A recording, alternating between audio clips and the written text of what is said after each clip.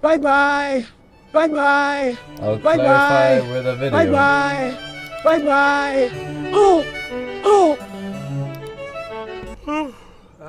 Hey kids, I just woke up from a nap I took in No January further of links, by the 2020. way. I Boy, don't know are if I my said arms that. tired. Let's see what I missed. Queen's dead, war in Ukraine, the Taliban's back. What is... Holy shit. They made a movie called Scoob. Unprecedented global pandemic, Space Jam 2, some popular guy named Brandon. Yep, that just about covers it. Anyway, we all know about the scientific names of animals, but did you ever wonder what they actually mean? To find out, we must look to taxonomists. They're the guys responsible for the systems of nomenclature we use to classify organisms, and boy are they convoluted. First you got the big eight: domain, kingdom, phylum, class, order, family, genus, species. I've seen plenty of mnemonic devices for this, but since the D just showed up in the 90s and is still disputed by some scientists, he's usually not included. So allow me to suggest a few. Dizzy kids puke cereal on fairground staff. Dumb kittens pushing cups over feeds growing spite. Donkey Kong's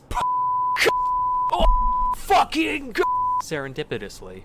The way this whole thing works differs slightly depending on which kingdom you pick. So today we'll be sticking to the animal one, cause that one's the coolest and I'm in it. So what constitutes each taxon is pretty arbitrary. They basically just serve to act as another set of branches in the tree that taxonomists build. The one exception is species, which is generally defined as any group of animals that can have babies with each other that aren't sterile freaks. Mule, liger, zedonk, skunk ape, they can live fulfilling lives, but they're all shooting blanks, so they don't count. On the other hand, in our innumerable trespasses against God, we can make things like chidandanes, which actually work, so dogs are dogs are dogs. Besides species though, it's the Wild West in here. Plenty of times, 8 tiers isn't even enough for scientists, so they just stick new sub-levels in between. Legions, cohorts, tribes, series, divisions, and if you want to keep going, you can throw all kinds of prefixes on any of these for even more layers. There's even subspecies, which the more pedantic of you may think to yourselves that creating names for subspecies at all kind of undermines the single somewhat agreed upon definition in the whole tree. To that, my friends, taxonomists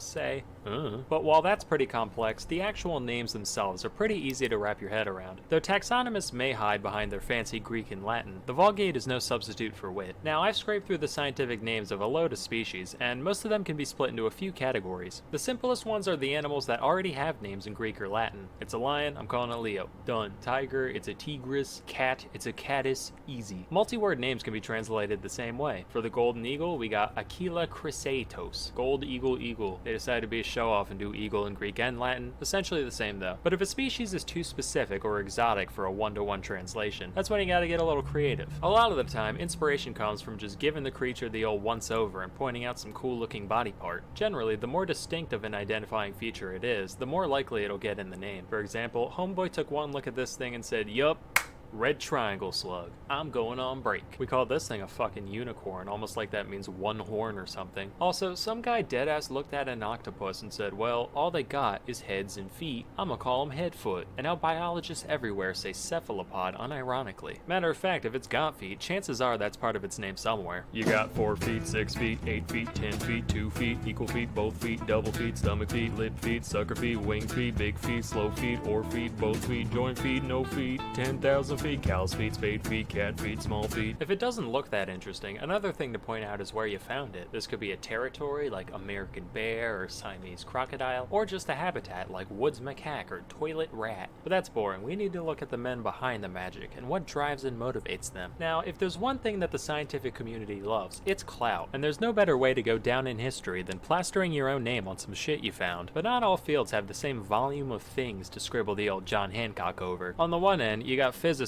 just making up their own slightly different form of ionizing radiation measurement, and even then only the top dogs got away with it. Now zoology, any little goober flouncing through the underbrush can say, this one has 13 spots, but the one in the book's only got 11. I will call him Splinkus's ladybird. Alternatively, plenty of biologists have given shout-outs to their contemporaries, both other biologists and those across the academic gamut, from geologists to physicists to explorers and more. Naturally, Darwin's got a shitload, but even the background characters get immortalized one way or another. Who are Thomson, Grant, Summering, Erlanger, Speke, and Cuvier? I don't know, but they've all got gazelles, so they must be pretty cool. Of course, other times, the name checks go to people who had fuck all to do with anything except for one taxonomist being a fan of theirs. Plenty of of popular celebrities have species named after them, but since all the big cute stuff was found and branded a while ago, most of these idols are commemorated through repulsive little invertebrates. You got Scaptia Beyonce. The only similarity I can gather here is queen bee, looks like a bee, both not a real bee. There's Anomphilus gregarius, an old stone named after an old stone. In 2007, one Jason Bond, a professor of biology at UC Davis, dubbed this little dude Myrmecia Neil Youngie to honor his favorite musician, which caused my man Stephen Colbert to go on TV and profess his utter indignation at not having a spider named after himself. So naturally, the next year, Bond actually went on the Colbert Report to announce the naming of apostachus Stephen Colbert. So, if that gives any of you epic Last biologists one out to there make any the noun ideas, you scene. know, I wouldn't be opposed. Please, I would do anything. For the love of God, I'll even take a lichen. The world of politics is by no means immune to No this more phenomenon. links. Obama alone has fucking 9, as do a load of other presidents. Trump's got a moth with funny hair, Bush has a fungus beetle, Reagan's a wasp, Carter's got a darter, and so forth.